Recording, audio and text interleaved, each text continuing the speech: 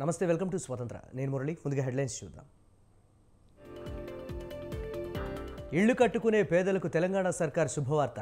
ప్రభుత్వ రీచ్ల నుంచి ఉచితంగా ఇసుక ఇవ్వాలనే నిర్ణయం.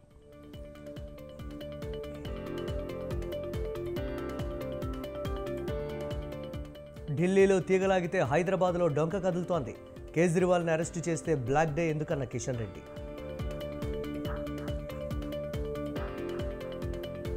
రాష్ట్రాన్ని కాపాడటం కోసమే 3 పార్టీల పొత్తు. ప్రజల భవిష్యత్ కోసం కలిసి ముందుకు వెళ్తున్నామన్న చంద్రబాబు.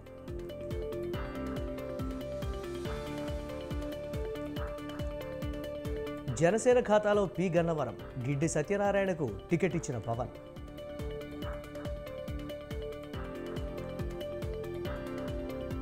ఫోన్ ట్యాపింగ్ కేసులో కీలక మలుపు. అడిషనల్ ఎస్పీలు భుజంగరావు, తిరుపతన్న అరెస్ట్.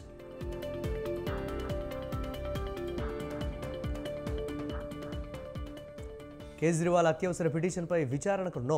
బుధవారం వరకు ఆగాల్సిందేనన్న ఢిల్లీ హైకోర్టు.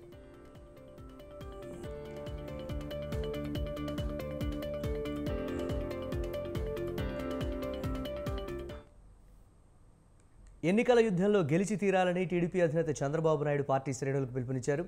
చంద్రబాబు అధ్యక్షతన విజయవాడలో జరిగిన టీడీపీ వర్క్షాప్లో ఆయన మాట్లాడారు.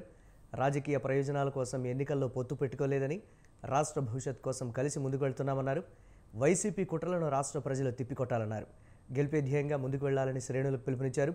కూటమి తరపున ఏ అభ్యర్థి పోటీ చేసినా గెలిపించాలని, 3 పార్టీల నాయకులు సమన్వయంతో ముందుకు వెళ్లాలని, చంద్రబాబు గెలిచే అభ్యర్థుల ప్రయోజనాల కోసం తాను ఆలోచించడం లేదని, రాష్ట్ర భవిష్యత్ కోసమే ఆలోచిస్తున్నట్లు చెప్పారు.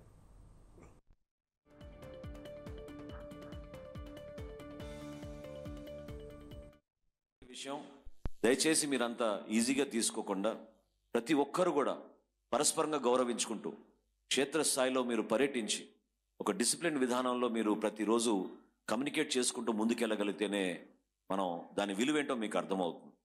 కాబట్టి నరేంద్ర మోడీ గారి నాయకత్వం భారతదేశానికి, మన రాష్ట్రానికి ఎంతో అవసరం. చంద్రబాబు నాయుడు గారి నాయకత్వం, పవన్ కళ్యాణ్ గారి నాయకత్వం మన రాష్ట్రానికి ఎంతో అవసరం. మీరందరూ కూడా మీ నియోజకవర్గాల్లో ఆ నాయకత్వాన్ని బలపరిచే విధంగా ఎక్కడ కూడా పొరపాటు జరగకుండా మన స్థాయిలో మనం కష్టపడితే తప్పకుండా ఆ మంచి ఏదో మన రాష్ట్ర ప్రజలకు అందించే విధంగా మనం ముందుకెళ్ళగలుగుతాం. మాట్లాడాల్సింది చాలా ఉంది. మీరు క్షేత్రస్థాయిలో పర్యటిస్తున్నప్పుడు మాత్రం జనసేన పార్టీలో ఉన్న ప్రతి ఒక్కరిని మీరు ఆహ్వానించండి. వాళ్ళతో కలిసి ముందుకెళ్ళేటట్టు మీరు ఒక ప్రయత్నం చేయండి. మీకు సమస్యల పరిష్కారం కోసం నిరంతరంగా కృషి చేసే నాయకులు, అటువంటి నాయకత్వం జిల్లా స్థాయిలో ఉంది. ఇబ్బంది కలిగితే మాత్రం తప్పకుండా మీరు రాష్ట్ర స్థాయిలో మీరు దాన్ని స్కేలప్ చేస్తే తప్పకుండా రెస్పాండ్ అవుతాం. అంతేగాని మీరు ప్రతి చిన్న విషయంలో కూడా మనం ఇమీడియట్గా పైకి తీసుకెళ్లాల్సిన అవసరం ఉందని మీరు అనుకుంటే మాత్రం టైం వృధా అయిపోతుందనే భావనతో నేను మీకు ఎక్స్ప్లెయిన్ చేస్తున్నాను. ఈసారి నేను కానీ మిత్రులు కానీ ఎక్కడా రాజీ పడడం లేదు. 3 రాజకీయ పార్టీలు కూడా ఒకే ఆలోచన చేశాం. సమర్థవంతమైన వ్యక్తులను పెట్టి వినబిలిటీ క్రైటీరియాగా పెట్టుకొని ముందుకు పోతున్నాం. నేనైతే 40 ఏళ్ళు నేను చూశాను రాజకీయాలు ఎంపిక చేసినప్పుడు. మేము ఫస్ట్ టైం 85లోని సర్వేలు చేసి, సర్వేల ఆధారంగా ఎవరైతే గెలుస్తారో అవి కూడా చూసుకొని డిబేట్ చేసి ఆ రోజు మన నాయకుడు ఎన్టీ రామారావు గారి దగ్గర కూర్చొని రాత్రి మగుళ్ళు ఎంపిక చేసేవాళ్ళం. ఈరోజు మీరు చూస్తే నేను 4-5 సర్వేలు తెప్పించాను. మళ్ళీ నా వాయిస్తోనే IVRS అడిగాను. ఇవన్నీ కంపేర్ చేసుకున్నాం.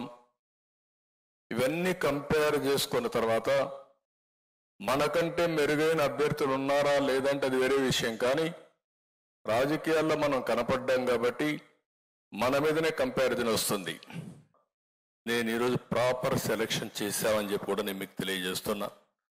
ఇదే కాకుండా భవిష్యత్తులో ఉన్న ఆలోచన ఒకటి, ఈరోజు వేసే ఫౌండేషన్, ఈ రాష్ట్ర ప్రగతి కోసం ఈ 3 పార్టీలు వేసే ఫౌండేషన్ రాబోయే 30 సంవత్సరాలు ఒక స్ట్రాంగ్ ఫౌండేషన్గా ముందుకు పోవాలి. ఏలూరు జిల్లా పోలవరం నియోజకవర్గ టీడీపీ, జనసేన, బీజేపీలు ఉమ్మడి ఎమ్మెల్యే అభ్యర్థి ఖరారయ్యారు. ఇక్కడ నుంచి జనసేన నేత చిర్రి బాలరాజు పోటీ చేయనున్నారు. నాగబాబు ఆయనకు నియామక పత్రాన్ని అందించారు. 3 పార్టీలను కలుపుకొని పనిచేస్తానని, పోలవరంలో భారీ మెజారిటీ సాధిస్తానని బాలరాజు ధీమా వ్యక్తం చేశారు. కాగా ఇక్కడి నుంచి టీడీపీ నేత బొరగం శ్రీనివాస్ కూడా టికెట్ ఆశించారు.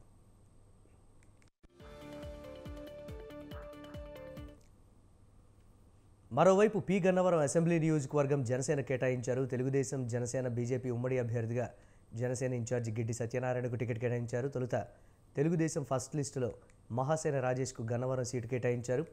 మహాసేన రాజేష్కు కేటాయించడం పట్ల తెలుగుదేశం, జనసేనతో పాటు హిందూ సంఘాలు వ్యతిరేకించాయి. దీంతో టికెట్ మార్పు చేశారు.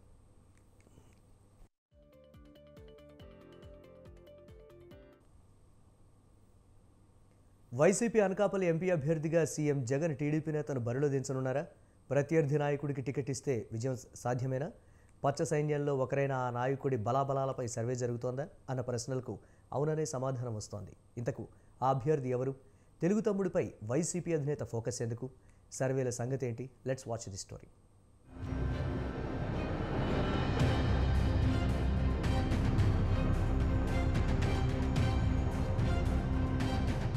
అసెంబ్లీ సార్వత్రిక ఎన్నికల్లో గెలిపే లక్ష్యంగా సీఎం జగన్ పావులు కదుపుతున్నారు. వై నాట్ 175 అనే నినాదంతో ఎన్నికల రణరంగంలోకి దిగిన ఆయన 175 స్థానాలకు అభ్యర్థులను ప్రకటించారు. అలాగే 24 పార్లమెంట్ స్థానాల అభ్యర్థులను ఖరారు చేశారు. కానీ అనకాపల్లి సెగ్మెంట్ నుంచి బరిలోకి దిగే రేసుగురం ఎవరన్నది ఇప్పటికీ ప్రకటించలేదు. గత ఎన్నికల్లో అనకాపల్లి స్థానం నుంచి బీసీ సామాజిక వర్గానికి చెందిన డాక్టర్ సత్యవతి వైసీపీ నుంచి పోటీ చేసి విజయం సాధించారు. అయితే ఈ ఎన్నికల్లో సత్యవతికి ఎంపీ సీటు ఇచ్చేందుకు సీఎం జగన్మోహన్ రెడ్డి సిద్ధంగా లేరన్న టాక్ వినిపిస్తోంది. అయితే గత ఎన్నికల మాదిరే ఈసారి కూడా బీసీ సామాజిక వర్గానికి ఎంపీ సీటు కేటాయించాలన్న భావనలో ఉన్న జగన్ అందుకు సరైన నాయకుడి కోసం కసరత్తు చేస్తున్నారు.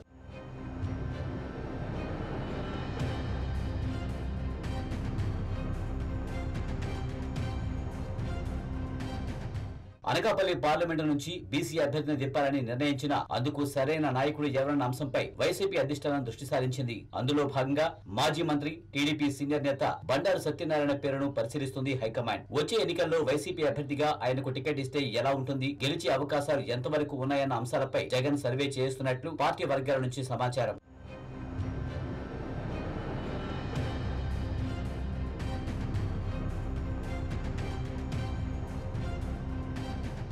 వైసీపీ అధినేత జగన్ ను గద్దె దించాలని కంకణం కట్టుకున్న ప్రతిపక్షాలు కూటమిగా ఆయనను మట్టి కల్పించేందుకు సిద్ధమయ్యారు. అయితే టికెట్ ఆశించిన బండారు సత్యనారాయణకు పొత్తుల కారణంగా నిరాశ మిగిలింది. గతంలో టీడీపీ ఎమ్మెల్యేగా పెందుర్తి నియోజకవర్గం నుంచి విజయం సాధించారు బండారు. అయితే పొత్తుల్లో భాగంగా ఈసారి పెందుర్తి నుంచి జనసేన తరపున మాజీ ఎమ్మెల్యే పంచకల రమేష్ పోటీ చేస్తున్నారు. దీంతో తనకు టికెట్ దక్కకపోవడంపై బండారు సత్యనారాయణ టీడీపీ అధిష్టానంపై తీవ్ర అసంతృప్తిగా ఉన్నారు. ఈ నేపథ్యంలోనే బండారుకు గాలం వేసే పనిలో పడింది వైసీపీ హైకమాండ్. ఈ మేరకు తమ పార్టీలోకి తీసుకుని ఎంపీ టికెట్ ఇస్తే ఎలా ఉంటుందన్న దానిపై ఫోకస్ పెట్టారు జగన్.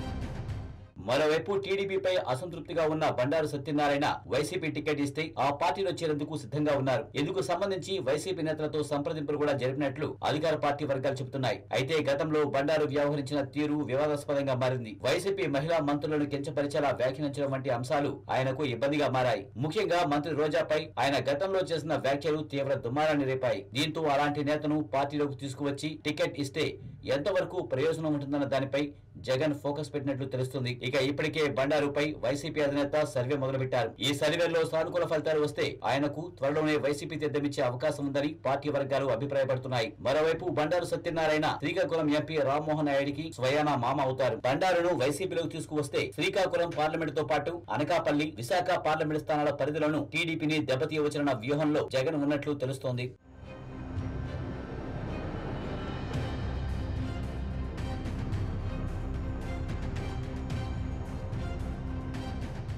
మరోవైపు బండారుకు వైసీపీలో లైన్ క్లియర్ కాకపోతే ప్రస్తుతం జగన్ కేబినెట్ లో మంత్రిగా ఉన్న ఒక నేతకు ఎంపీ టికెట్ ఇచ్చే అవకాశం ఉందని ప్రచారం జరుగుతుంది. అనకాపల్లి జిల్లాకు చెందిన నాయకుడు కావడం, అందులోనూ బీసీ సామాజిక వర్గానికి చెందిన నేత కావడంతో ఆయన పోటీ చేస్తే ఎలా ఉంటుందన్న అంశంపై కూడా వైసీపీ హైకమాండ్ ఫోకస్ పెట్టినట్లు సమాచారం. మరి ఇలాంటి పరిణామాల మధ్య జగన్ వ్యూహంలో భాగంగా అనకాపల్లి నుంచి బండారు బరిలోకి దిగుతారా, లేదంటే తన బలగంలో ఉన్న నాయకుడే సరైనోడు అన్న అంచనాకు వస్తారా అన్నది ప్రస్తుతం ఆసక్తికరంగా మారింది.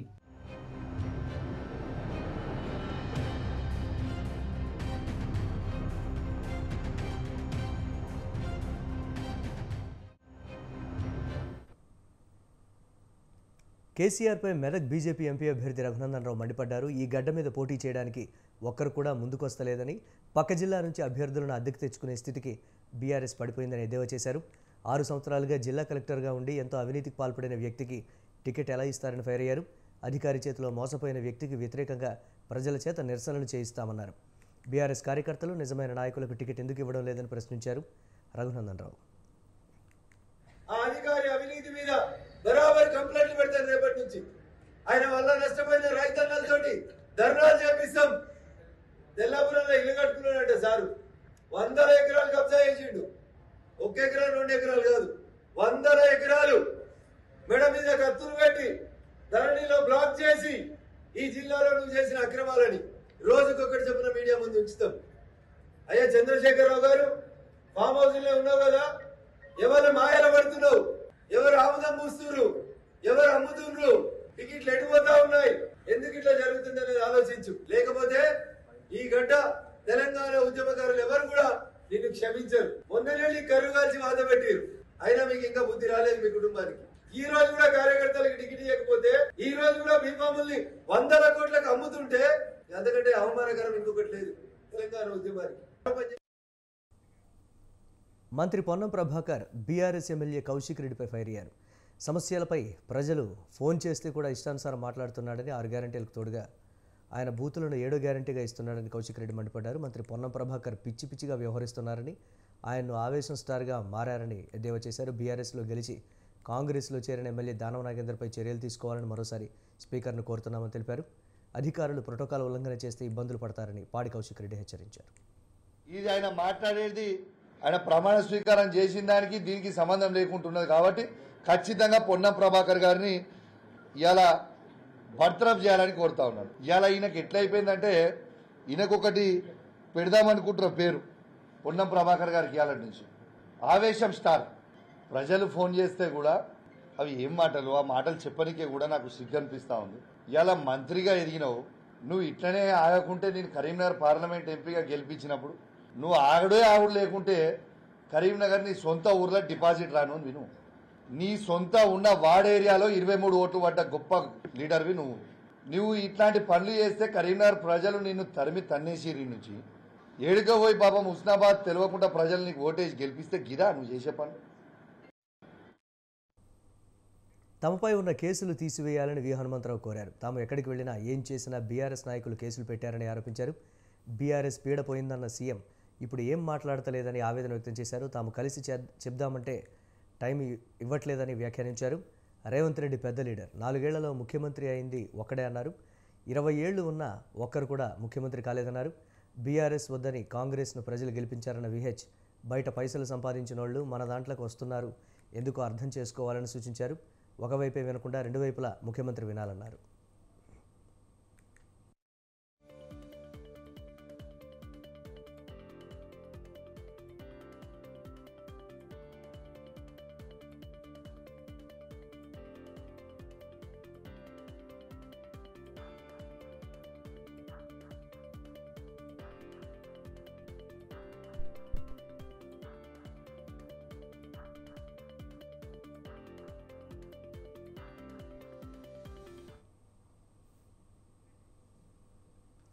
బీఆర్ఎస్ మరో 2 పార్లమెంటు అభ్యర్థులను ప్రకటించింది. భువనగిరి లోక్సభ అభ్యర్థిగా క్యామ మల్లేష్, నల్గొండ లోక్సభ అభ్యర్థిగా కంచర్ల కృష్ణారెడ్డిని గులాబీ అధిష్టానం ప్రకటించింది.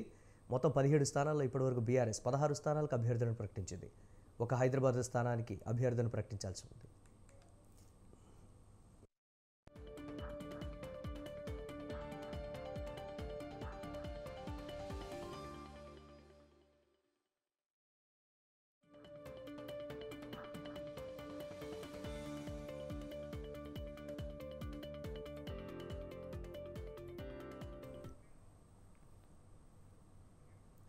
ఢిల్లీ లిక్కర్ స్కామ్ కేసులో అరెస్ట్ అయిన బీఆర్ఎస్ ఎమ్మెల్సీ కవితకు ఈడీ కస్టడీ మరో 3 రోజులు పొడిగించింది. అరెస్టు తర్వాత 7 రోజుల పాటు కవితను కస్టడీకి తీసుకున్న ఈడీ ఇవాళ్టితో కస్టడీ ముగియడంతో ఢిల్లీలోని రౌజ్ అవెన్యూ కోర్టులో హాజరుపరిచారు. కేసుకు సంబంధించి విచారించాల్సింది ఇంకా చాలా ఉందని ఈడీ కోర్టుకు తెలిపింది. దీంతో 3 రోజుల పాటు కస్టడీకి న్యాయస్థానం అనుమతి ఇచ్చింది. ఈడీ 5 రోజులు కస్టడీ కావాలని కోరగా కోర్టు మాత్రం 3 రోజులకే అనుమతినిచ్చింది.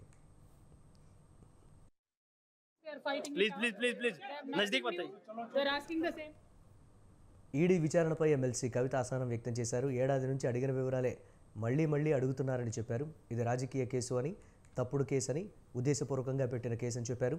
తన అరెస్టు పూర్తిగా చట్టవిరుద్ధమని తెలిపారు. కోర్టులో న్యాయ పోరాటం చేస్తామని కవిత చెప్పారు. As 1 year back, it is an illegal arrest. We are going to fight it out. It is a political case. It is a fabricated case. It is a false case. We are fighting it out. Please. Nazdik bataiye. They are asking the same thing again and again. There is nothing new. Same thing that as 1 year back, it is an illegal arrest. We are going to fight it out. It is a political case. It is a fabricated case. It is a false case. We are fighting it out. Please. Nazdik bataiye. They are asking the same thing again and again. There is nothing new. Same thing that as 1 year back, it is an illegal arrest. We are going to fight it out. It is a political case. It is a fabricated case. It is a false case. We are fighting it out. Please. Nazdik bataiye. They are asking the same thing again and again. There is nothing new. Same thing. దొంగలన్న మాట వింటే చాలు ఎవరికైనా ఒంట్లో వణుకు పుట్టుకొస్తుంది. గన్తో shoot చేస్తా, కత్తితో పొడి చేస్తానంటూ దొంగలే ఎదురుగా వచ్చి బెదిరిస్తే అమ్మ బాబాయ్ ఊహించడానికే భయంగా ఉంది కదా. అయితే ధైర్యం కోసమైనా బేగంపేటలో దొంగలను ఎదిరించి తుపాకీ గురిపెట్టిన ఏమాత్రం అదురు బెదురు లేకుండా వారి ఆట కట్టించిన తల్లి కూతుళ్ల సాహసం గురించి తెలుసుకోవాల్సిందే.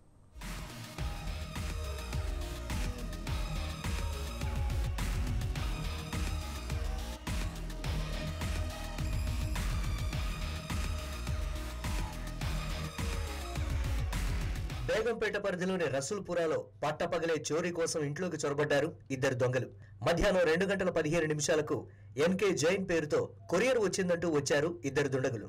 కొరియర్ తీసుకునేందుకు వెళ్ళగా ఇంతలోనే ఒక్కసారిగా తుపాకీ బయటకు తీసి బెదిరించారు. ఇంట్లో ఉన్న వస్తువులు, నగదును ఇవ్వాలని, లేకపోతే చంపేస్తామని భయపెట్టారు. అయితే గన్ను చూసినా ఏమాత్రం బెదరని ఇంటి యజమానురాలు అమిత్ మహోత్ దుండగులపై దాడికి దిగింది. ఆపదలో చిక్కుకున్న తల్లిని చూసిన కుమార్తె కూడా దొంగలపై శివంగిలా విరుచుకుపడింది. వీరిద్దరి అరుపులు విన్న స్థానికులు వెంటనే అక్కడికి చేరుకుని దుండగుల్లో ఒకరిని పట్టుకోగా మరొక దొంగ తప్పించుకున్నాడు. ఈ ఘటనకు సంబంధించిన దృశ్యాలు సీసీ కెమెరాల్లో రికార్డ్ అయ్యాయి.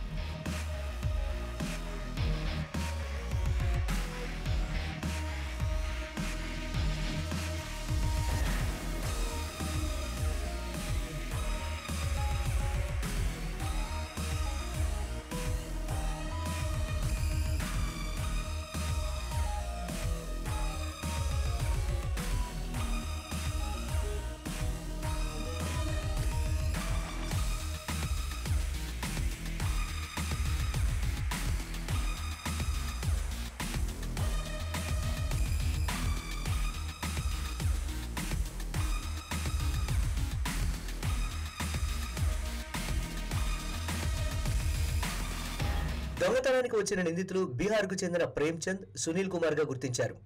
వీరిద్దరూ సోమాజిగూడలోకి హౌస్ క్లీనింగ్ కంపెనీలో పనిచేస్తున్నారు. గతేడాది దీపావళి సమయంలో అమిత్ ఇంట్లో పనిచేయడానికి వచ్చి 4 రోజుల పాటు పనిచేశారు. ఆ సమయంలో వీరి ఇంట్లో భారీగా నగలు, నగదు, బంగారు ఆభరణాలను గుర్తించి దోపిడీ చేయడానికి పక్కాగా ప్లాన్ వేసుకున్నారు. ఈ క్రమంలోనే 2 రోజుల ముందు రెక్కి నిర్వహించి ఆ తర్వాత చోరీకి యత్నించారు. కొరియర్ వచ్చిందని చెప్పి ఇంట్లోకి వచ్చారు. आफ्टरनून का टाइम था, अराउंड 1:15 था टाइम, तो मैं ऊपर स्नान करके रेडी हो रही थी, तो वहाँ से एक बेल का साउंड आया था मुझे. तो मैं फर्स्ट फ्लोर के बालकनी से देखी नीचे कि कौन आया है, तो वो बोले कोरियर वाले हैं मैडम, कोरियर ले लो. तो मैं बोली किसके नाम से है, तो बोले एनके जैन, जो मेरे हस्बैंड का ही नाम है. तो मैं बोली रख दो, आप चले जाओ. बोले तो नहीं, आपका साइन होना. बोले तो बोली ठीक है मैं आ रही हूँ, आप रुक जाओ. तो मेरे आने तक भी वो अंदर तक आ गए थे, हॉल में आके खड़े हो गए दोनों. तो मैं बोली आप अंदर क्यों आए, तो बोले आप कोरियर ले लो ना आके. बोला मैं ठीक है ले लेती हूँ. तो मैं आई पास में, तो बैग से कोरियर का बॉक्स ने निकाल के रिवॉल्वर निकाले, अंदर से रिवॉल्वर निकाल के मेरे को अटैक किए कि मैं आपको शूट कर दूंगा बोल के. तो मैंने उसका मुंह पकड़ा, नाक पकड़ा और उसको नीचे गिराया. तो वो फिर उठ गया. उसके साथ एक बंदा जब खड़ा था वो ये सब देख के भाग गया किचन के अंदर. किचन में मेरी एक मेड थी, लास्ट में जाने वाली थी, वो वहाँ थी. तो उसको चाकू लगा के हाथ को फोल्ड करके खड़ा रखा उसको वहीं पे कि तू कुछ भी नहीं बोलेगी, चिल्लाना नहीं. और पूछा उसको कि घर में और कौन है, तो वो बोली कोई भी नहीं है, हम है, हमारा मैडम है बस. తల్లి కూతుళ్ల ధైర్య సాహసాలపై జనం ప్రశంసలు కురిపిస్తున్నారు. వారిద్దరి పోరాటం ఎందరికో స్ఫూర్తిగా నిలుస్తుందని అభినందిస్తున్నారు. North zone DCP Rohini Priyadarshini తల్లి కూతుళ్ల ధైర్యాన్ని అభినందిస్తూ వారిని సన్మానించారు. తన 11 ఏళ్ల సర్వీస్ లో ఇంత ధైర్య సాహసాలు చూపించిన మహిళలను చూడలేదన్నారు ప్రియదర్శిని. ఇద్దరు నిందితుల్లో ఒకరిని అమిత్ ఇంట్లోనే పట్టుకోగా మరొకరిని రైలెక్కి పారిపోతూ ఉండగా ఖాజీపేటలో జీఆర్పీ పోలీసులు పట్టుకున్నట్లు తెలిపారు. ఘటనపై దర్యాప్తు కొనసాగుతోందని, ఆయుధాలు ఎక్కడి నుండి తెచ్చారు, వీరిపై గతంలో ఏమైనా కేసులు ఉన్నాయా అన్న కోణంలో ఎంక్వైరీ జరుగుతోందని వెల్లడించారు. మహిళలు కూడా సెల్ఫ్ డిఫెన్స్ నేర్చుకోవాలని సూచించారు డీసీపీ ప్రియదర్శిని. చెప్తే కూడా వాళ్ళు దాంట్లో ఇది చేయకుండా డోర్ దగ్గర వచ్చి వాళ్ళను బెదిరించడం జరిగింది with a weapon. It is a country made weapon. We verified with armorers also. It is not in a working condition, but still they have taken a country made weapon and started threatening them and threatening them for money or not to make noises. And ఆ సందర్భంలో మన అమితా గారు తర్వాత బావి వాళ్ళ కూతురు ఇద్దరు కూడా nobody would have reacted in such a way. మనము చాలా రాబరీ అఫెన్సెస్ చూసి ఉన్నాము, చాలా అఫెన్సెస్ చూసి ఉన్నాము. ఎక్కడ కూడా ఇలా రియాక్ట్ కాదు. ఇలాంటి రియాక్షన్ నేను ఎక్కడ కూడా నేను నా 10 years సర్వీస్లో 11 years సర్వీస్లో నేను చూడలేదు. వెంటనే వాళ్ళు they used their common sense and they started attacking the assailant itself and they could defend them. And చూసాం కదా, పట్టపగలే దొంగలు ఇళ్లలోకి చొరబడుతున్నారంటే పరిస్థితి ఎంత భయంకరంగా ఉందో అర్థమవుతోంది. అందుకే తస్మాత్ జాగ్రత్త అంటున్నారు పోలీసులు.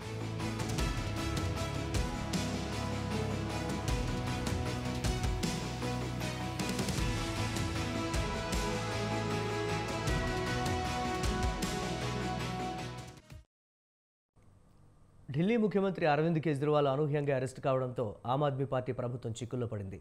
ఎన్ఫోర్స్మెంట్ డైరెక్టరేట్ రిమాండ్లో సీఎం ఉండడంతో ఢిల్లీ ప్రభుత్వం రోజువారీ కార్యక్రమాలు స్తంభించిపోయే అవకాశం ఉంది. కోర్టులు కరుణించి కేజ్రీవాల్కు బెయిల్ ఇస్తే తప్ప ఢిల్లీ సర్కార్ సజావుగా నడవడం కష్టమే. ఈ చిక్కుముడి ఎప్పటికి వీడేనో, కేజ్రీవాల్కు ఎప్పుడు స్వేచ్ఛ దొరికేనో చూడాలి.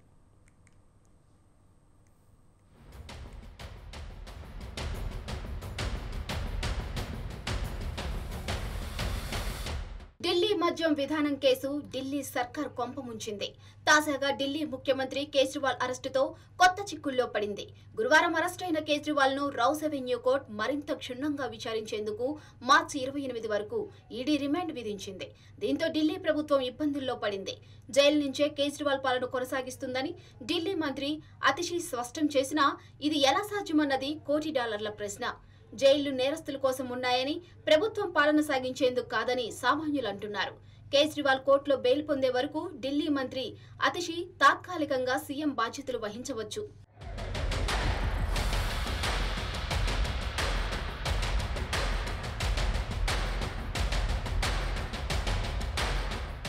ఢిల్లీ మద్యం స్కామ్లో కేజ్రీవాలే ప్రధాన సూత్రధారి అని ఈడీ స్పష్టంగా ఆరోపించింది.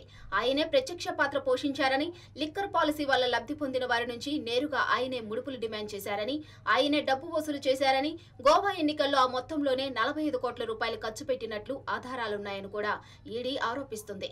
స్కామ్లో సౌత్ ల్యాబీకి నాయకత్వం వహించిన కవిత, మద్యం వ్యాపారులు మాగుంట శ్రీనివాసులు రెడ్డి, మాగుంట రాఘవ, శరత్ చంద్రారెడ్డి, విజయ్ నాయర్ వంటి వారి పాత్రలను, వారితో కేజ్రీవాల్కు గల సంబంధాలను ఈడీ కోర్టుకు వివరించింది.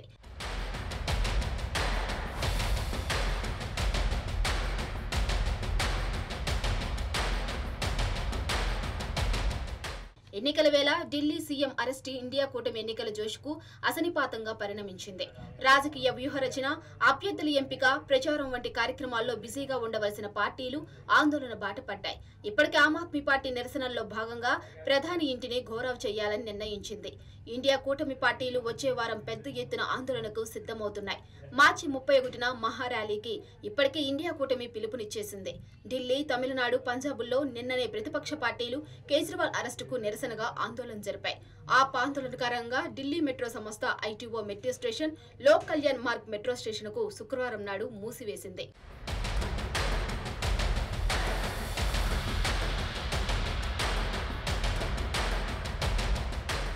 ఢిల్లీ ముఖ్యమంత్రి కేజ్రీవాల్ అరెస్టును అన్ని ప్రతిపక్ష పార్టీలు ఖండించాయి. ఈ అరెస్టు రాజకీయ కుట్రగా, రాజ్యాంగంపై దాడిగా కాంగ్రెస్ ప్రధాన కార్యదర్శి జైరాం రమేష్ విమర్శించారు. కాంగ్రెస్ నాయకుడు రాహుల్ గాంధీ, పశ్చిమ బెంగాల్ ముఖ్యమంత్రి మమతా బెనర్జీ కేజ్రీవాల్ కుటుంబ సభ్యులను ఫోన్లో పరామర్శించి అన్ని విధాల తమ మద్దతు ఉంటుందని తెలిపారు. ఇంత పెద్ద ఆరోపణల నేపథ్యంలో కేజ్రీవాల్ నైతికంగా సీఎం పదవికి రాజీనామా చేయాలని కేంద్ర మంత్రి జ్యోతిరాదిత్య సింధియా అన్నారు.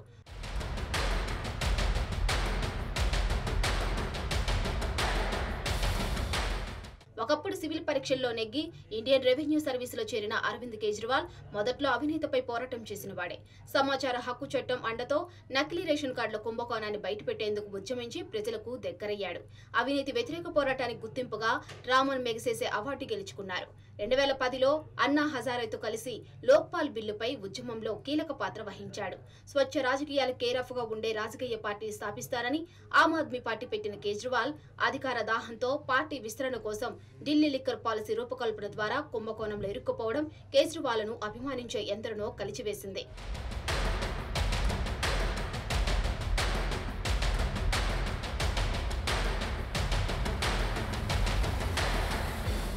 ఢిల్లీ ముఖ్యమంత్రి జైలు నుంచి పాలన కొనసాగించే విషయంలో కోర్టులు ఏమంటాయి? కేంద్ర ప్రభుత్వం ఏమైనా చర్య తీసుకుంటుందా? ఆమ్ ఆద్మీ పార్టీ సీనియర్ మంత్రి అతిషి అపద్ధర్మంగా సీఎం బాధ్యతలు వహించి సమస్యకు తాత్కాలిక పరిష్కారం చూపుతారా? ఎలాంటి పరిణామాలు జరుగుతాయో చూడాలి.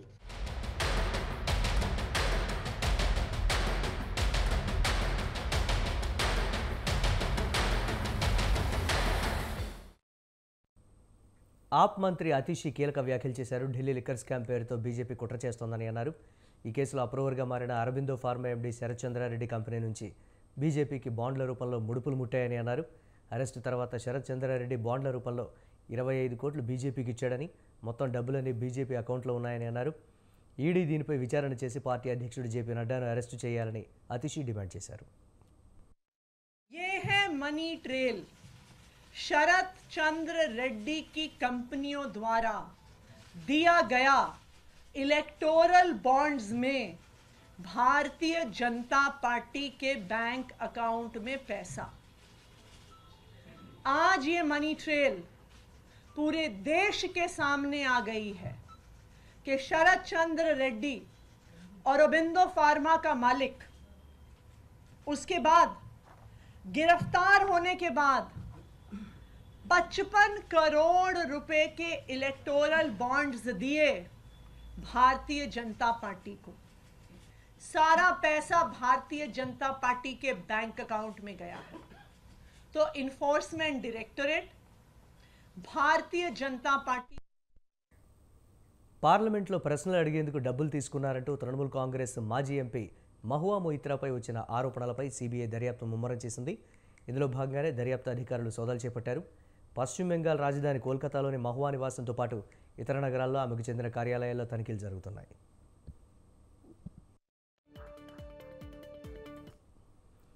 ఈ కేసులో బీజేపీ ఎంపీ నిషికాంత్ దూబే ఫిర్యాదుతో మహువాపై దర్యాప్తు చేపట్టాలని సీబీఐని లోక్పాల్ ఆదేశించింది. 6 వారాల్లోగా నివేదిక సమర్పించాలని సూచించింది. దీంతో ఎఫ్ఐఆర్ నమోదు చేసిన కేంద్ర దర్యాప్తు సంస్థలు సోదాలు చేపట్టింది.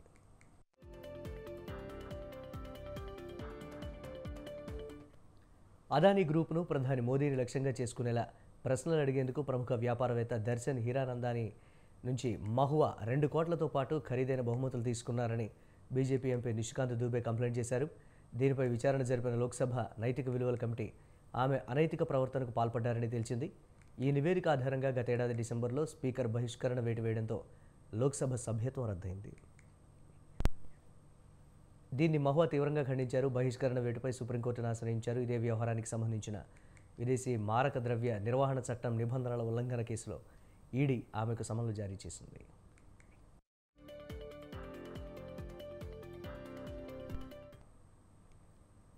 ఇవి ఇప్పటివరకున్న అప్డేట్స్. కీప్ వాచింగ్ స్వతంత్ర.